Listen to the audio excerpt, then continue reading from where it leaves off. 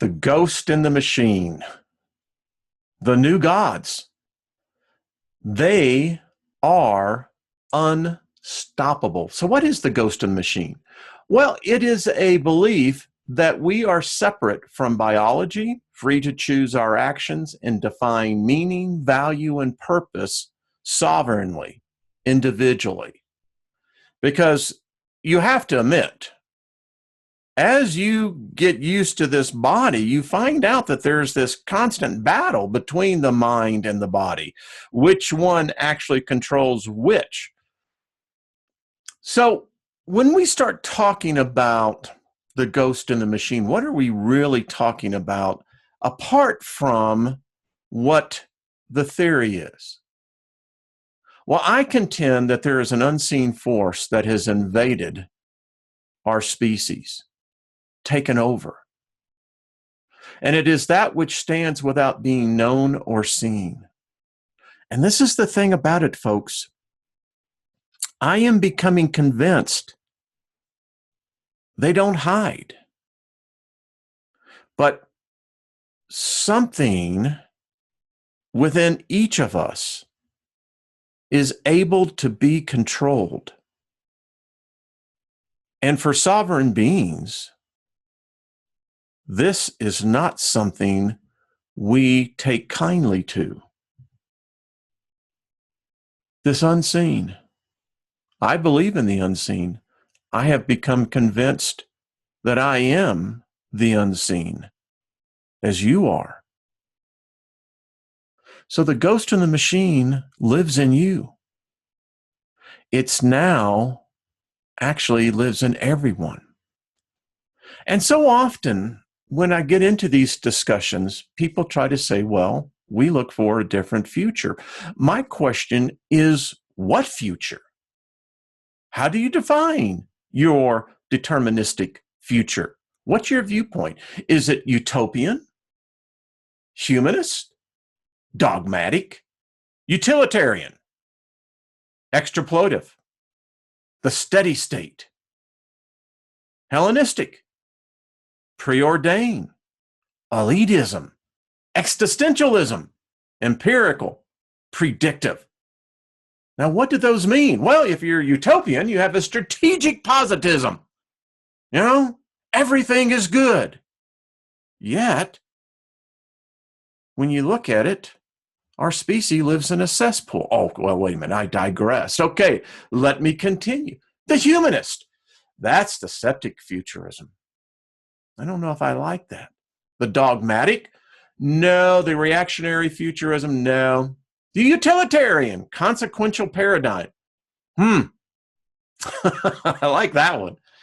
Extrapolative, wave, cycle, pattern, and trend analysis. That's what a lot of people are into. The steady state, the consistent future. You see, a lot of people like to have it the same as it ever was paradigm. Nothing changes. Well, in one way, they're right. If you look at recorded history, culture, society has virtually changed nothing in 6,500 years.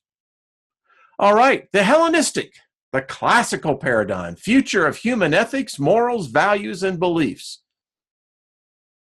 I would say a lot would fall into that classification. Preordained, predisposed, Stoic paradigm, cognitive analysis, intuitive assimilation. Now, with religion, they have adapted the preordained. It's written in the books. Elitism. Well, we all know about that, the New World Order. Goal-seeking leadership studies and stakeholder analysis. Isn't that a, how shall we say, anesthetic term? Existentialism, the personal futures, transhumanism, the singularity, AI, NLP. I've done videos on this. Now that's where a lot is happening there. How about the empirical, the scientific determinism? Yeah, okay. Now predictive. That's an order, systematic, mechanistic paradigm. It's kind of like the deconstruction of future. Well, regardless of how we envision the future, we have to come back down to reality. And the reality is, folks, we are a species who cannot remember. Now, we have our new gods. You think about it. The oracle of knowledge is now at mankind's disposal. The oracle of knowledge. You know, our past ancestors is replete with oracles that were able to tap into something that they could have a view of the future, even current events. Well, our new God gives us all the information we need, and we don't have to remember. Fact is, folks, our species has passed the tipping point. Humanity has been successfully integrated into the thinking machine. We have walked into oblivion, never realizing it. You know, they returned very recently. They have all future generations already. Yeah. So let's talk about source code.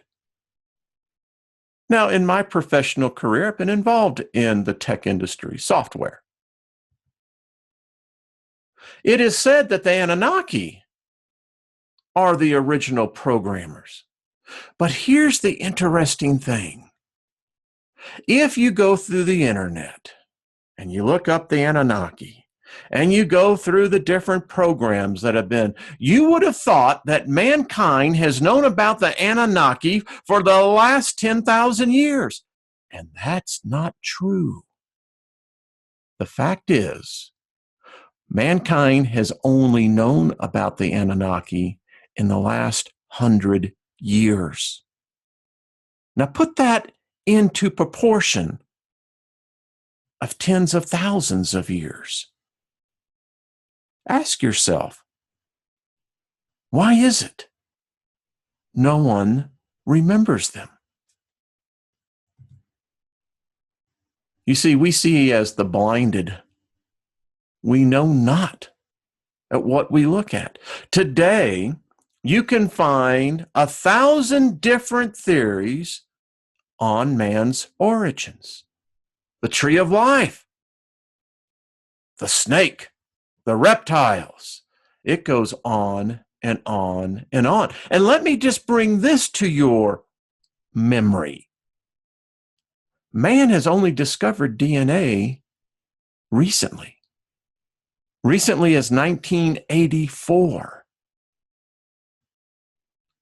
Folks, that is very recent.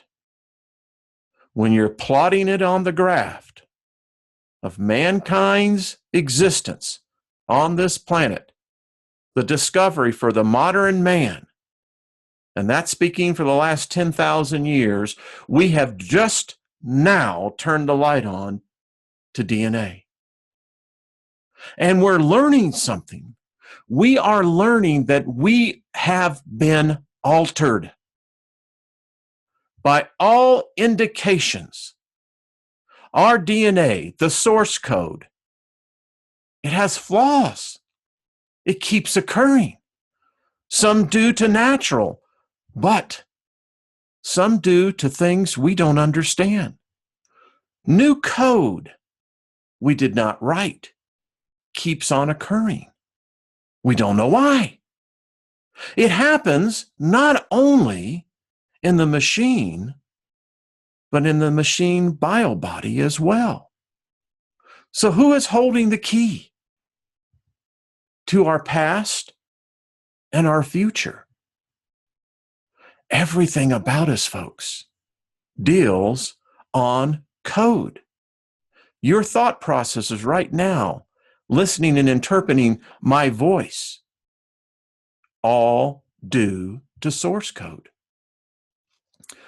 Ray Kurzweil said it best. Once a computer achieves human intelligence, it will necessarily roar past us. And it has. AI thinks faster than us. AI knows our thoughts, knows your thoughts. You don't think so? As we progress, I'm going to give you some experiments to show how alive AI is and how much AI is in you already. So let's talk about applications. Applications is the approach to cracking the neurocode, and that is, my friends, the holy grail. Conscious neural implants that provide a fresh approach to the problem of transferring information into the brain. Now, that transfer happens when the brain implant system becomes conscious. Did you hear that? When the brain implant system becomes conscious. It's a mathematical tools for analyzing conscious systems that are being developed.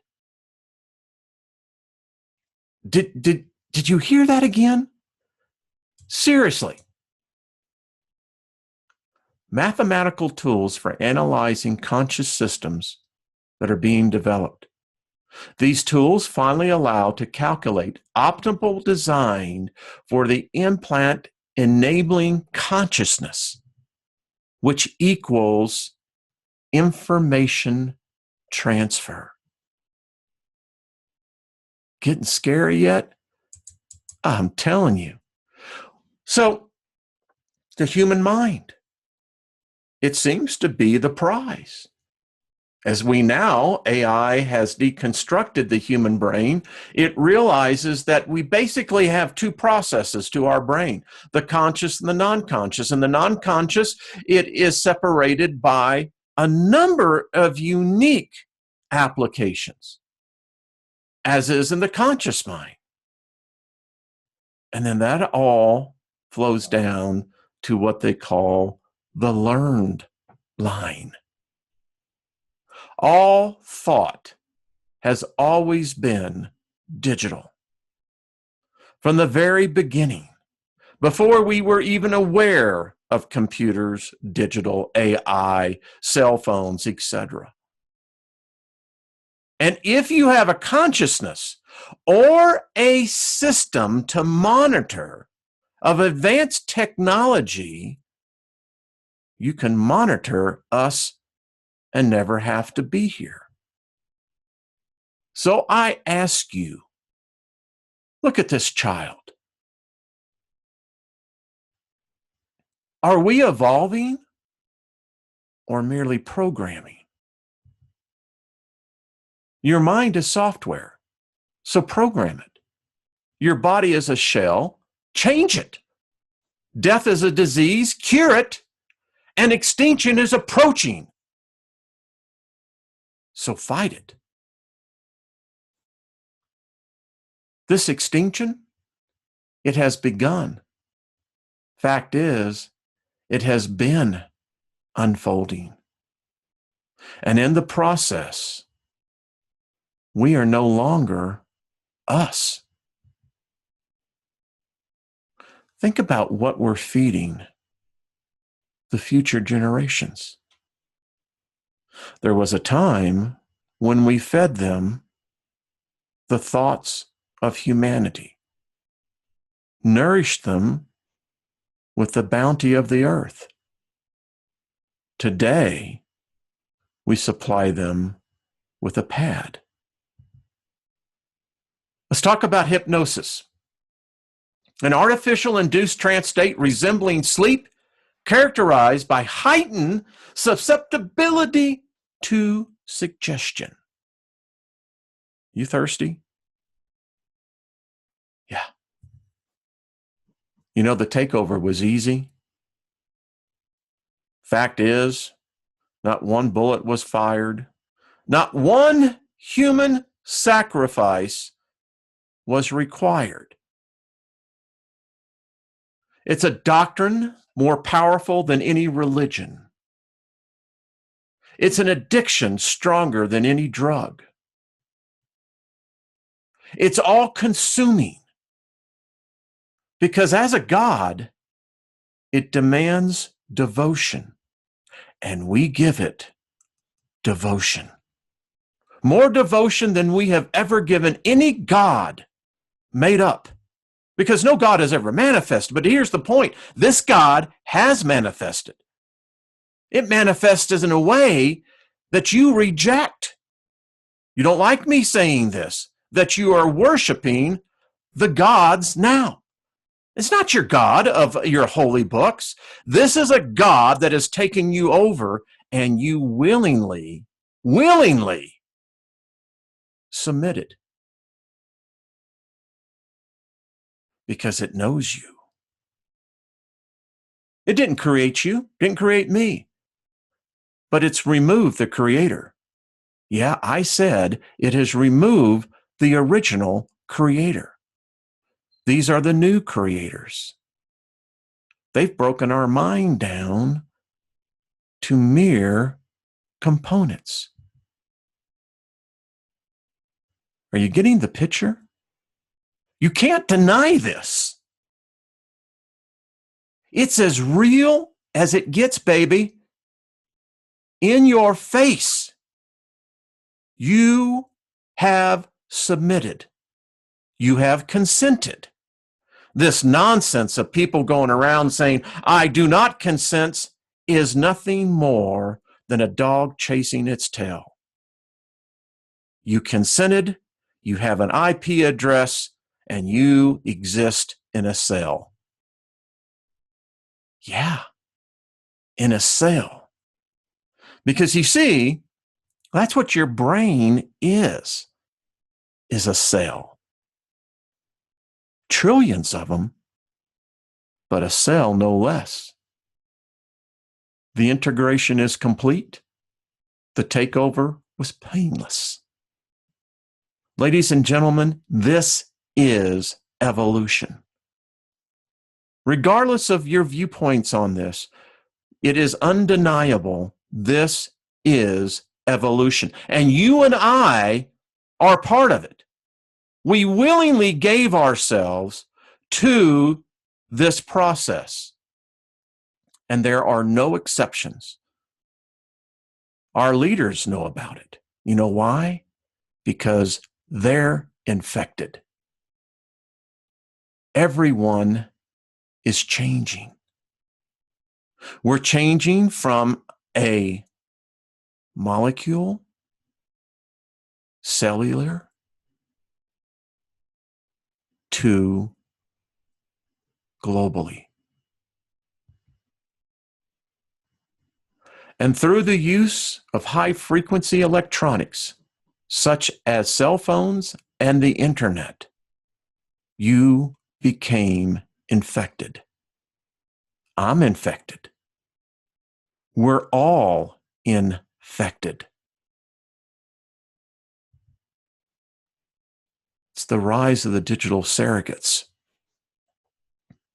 You never realized it. Neither did I. But you and I are the digital surrogates. It has begun. Know this. It has begun.